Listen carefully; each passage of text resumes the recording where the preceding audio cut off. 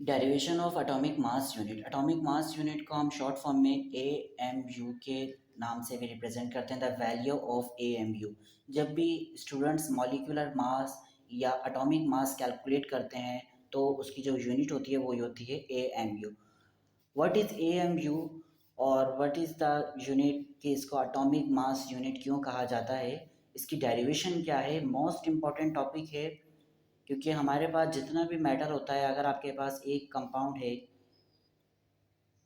For example हमारे पास carbon मौजूद है, इस कार्बन के अंदर जितना भी आपके पास एटम मौजूद है, वो कितना है, उसका वेट क्या है, वो सारी चीज़ें आपके पास इस यूनिट के अंदर सॉल्व की जाती हैं। अब इसकी डेरिवेशन क्या होगी, इसकी डेरिवेशन से पहले थोड़ा सा बैकग्राउंड देख लेते हैं कि एटॉमिक मास यूनिट आया कहाँ से। वो आया है आपके पास एवोगाड्रो नंबर से। एवोगाड्रो नंबर के ऊपर मैंने एक कंप्लीट वीडियो बनाई हुई है जिसका लिंक डिस्क्रिप्शन में है। एवोगाड्रो नंबर या एवोगाड्रो साइंटिस्ट ने जो आपके पास क्वांटिटी को रिप्रेजेंट करने के लिए थ्योरी पेश करी थी, उस थ्योरी का बैकग्राउंड ये था कि 1 mole of any substance, like हम यहाँ लिख लेते हैं carbon, is equal to 6.02 exponential 23 particles like atom. अच्छा, अब ये व्हाट इज द 6.02 एक्सपोनेंशियल 23, इसको रिप्रेजेंट करते हैं हम Na से। इसका मतलब होता है एवोगाड्रो नंबर। एवोगाड्रो साइंटिस्ट ने ये आपके पास पार्टिकल्स गिन के बता दिए थे, एक्सपेरिमेंट करके क्वांटिटी जो है आपके पास गिनी थी कि वो कितने होंगे। तो 1 मोल ऑफ कार्बन के अंदर आपके पास 6.02 एक्सपोनेंशियल 23 एटम्स होंगे। अच्छा, उसके अलावा साइंटिस्ट ने एक बात और ये भी कही थी कि 1 mole of carbon is equal to 12 gram. उससे पहले तक हमारे पास ग्राम को कैलकुलेट करना थोड़ा मुश्किल था। 1 mole of carbon is equal to 12 gram. अब आपके पास 1 मोल बराबर होता है 12 ग्राम कार्बन के। अच्छा, और अगर हम मिसाल के तौर पे यहाँ पे लिखते हैं कि 1 कार्बन एटम, एक कार्बन एटम का मास कितना है, तो वो है 12 AMU। तो यहाँ पर अगर आप देखें, जैसे मिसाल के तौर पे आप पीरियोडिक टेबल के अंदर देख सकते हैं कि जैसे हाइड्रोजन का जो एटॉमिक मास होता है वो होता है 1 AMU। आप उसको रिप्रेजेंट करते हो 1 से। इसी तरह अगर आपके पास क्लोरीन की बात कर लें तो उसका होता है 35.5 AMU। इसी तरीके से अगर आप बात कर लेते हैं हम अगर कार्बन की, तो उसका होता है 12 AMU। तो ये व्हाट इज़ द AMU। अगर हम लोग नॉर्मली तौर पर वजन देखते हैं तो वो हमारे पास आता है ग्राम में। जैसे आप कोई भी चीज़ ले रहे हैं तो वो कितनी ग्राम ले रहे हैं या कितने किलोग्राम ले रहे हैं। तो what is the AMU and the what is the value of difference between the gram and AMU। कि आपके पास ग्राम कितना ग्राम बराबर होगा AMU की, तो वो वैल्यू क्या है, उस वैल्यू को ड्राइव करने के लिए जो हम आज टॉपिक यूटिलाइज करेंगे वो होगा derivation of atomic mass unit. Atomic mass unit कितना ग्राम के बराबर होता है, कितने ग्राम जो है 1 AMU के बराबर होगा, उसकी डेरिवेशन है। 1 mole of carbon is equal to 12 gram. हमारे पास ये वैल्यू है कि जब 1 मोल बराबर है 12 ग्राम के। और हम दूसरी बात भी अभी इससे पहले कह चुके हैं कि 1 मोल के अंदर जो पार्टिकल्स होते हैं वो 6.02 एक्सपोनेंशियल 23 होते हैं।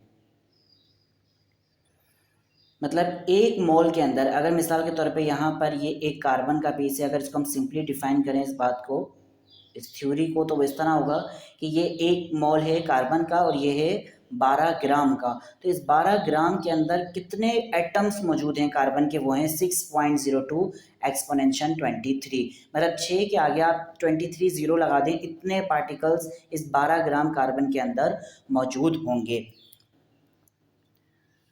तो इस और अगर हम देखें तो अब हमारे पास 1 atom of carbon, 1 atom of carbon का जो वजन है वो आपके पास है 12।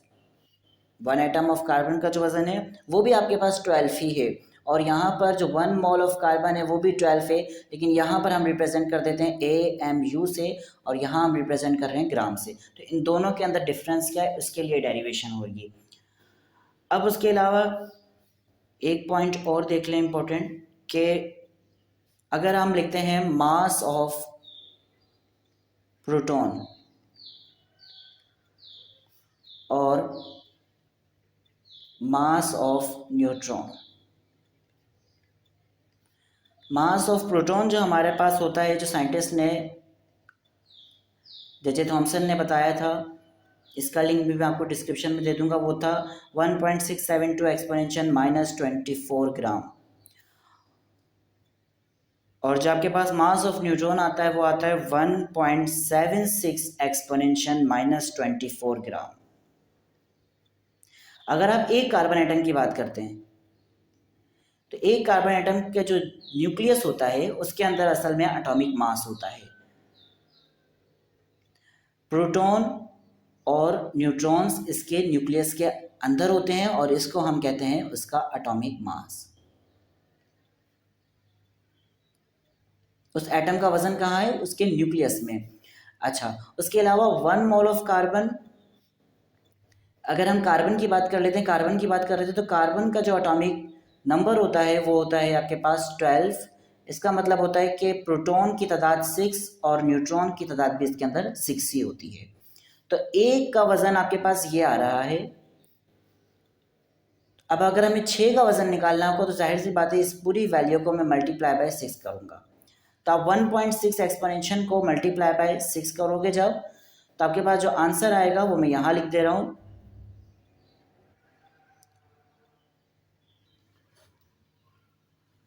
1.0032 एक्सपोनेंशियल -23। ये आपके पास आंसर आएगा जब इस -24 की वैल्यू को आप इस 6 से मल्टीप्लाई करोगे। और जितने प्रोटॉन हैं उतने ही न्यूट्रॉन हैं, तो आप इन दोनों इसको भी 6 से ही मल्टीप्लाई कर दोगे तो आपके पास जो आंसर आएगा वो होगा 1.056 एक्सपोनेंशियल -23।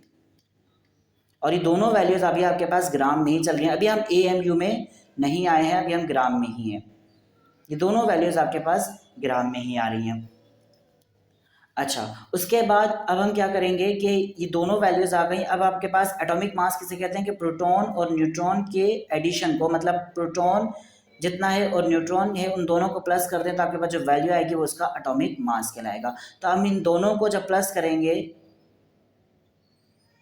मैं प्लस करके यहाँ लिख दे रहा हूँ, तो आपके पास जो आंसर आएगा वो आएगा 2.0592 exponential -23 gram.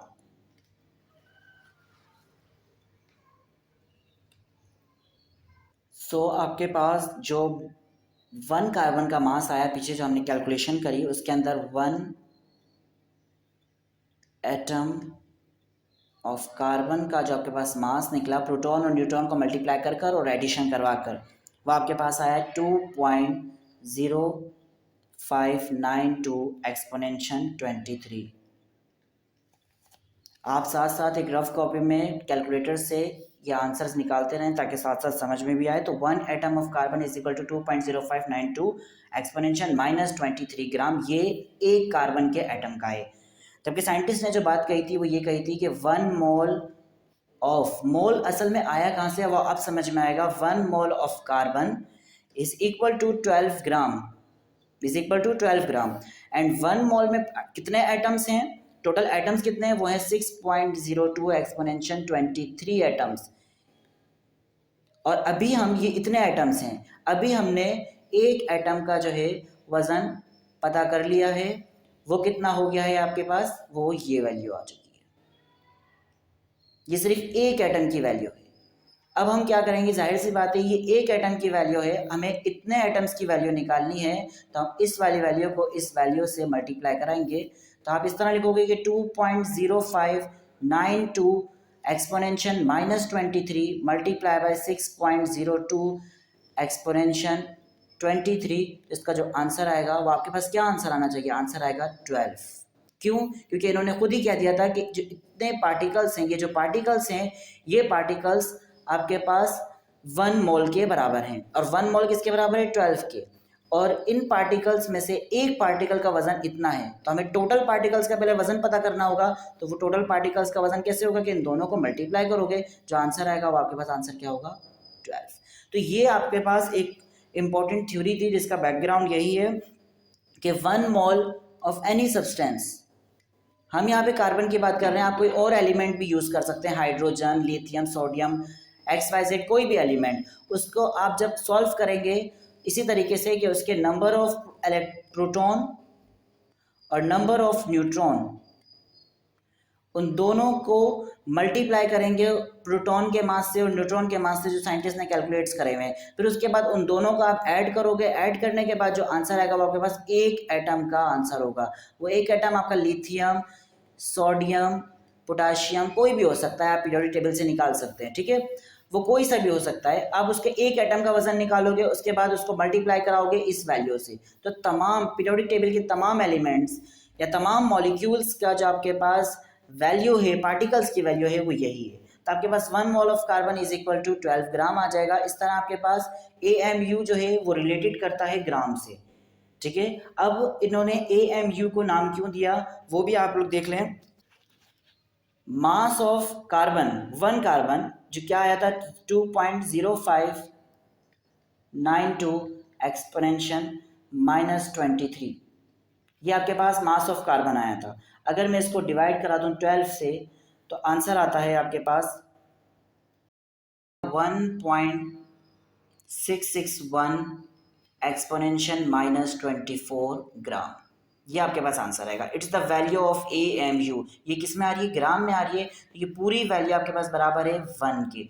1 AMU is equal to this. तो 1 AMU आपके पास 1.66 एक्सपोनेंशियल -24 ग्राम क्या आएगा। इसको आप इस तरह लिख सकते हैं यहाँ पे कि 1 AMU is equal to 1.661 exponential -24 gram, ये आपके पास वैल्यू आएगी। तो AMU, अब आपको कभी भी किसी भी वैल्यू को, लाइक जैसे मिसाल के तौर पे ये आपके पास मास ऑफ कार्बन है, इसको AMU में आपने कन्वर्ट करना है, तो इसको 1.66 एक्सपोनेंशियल -24 से जब मल्टीप्लाई कराएंगे तो आपके पास आंसर आएगा 12 AMU।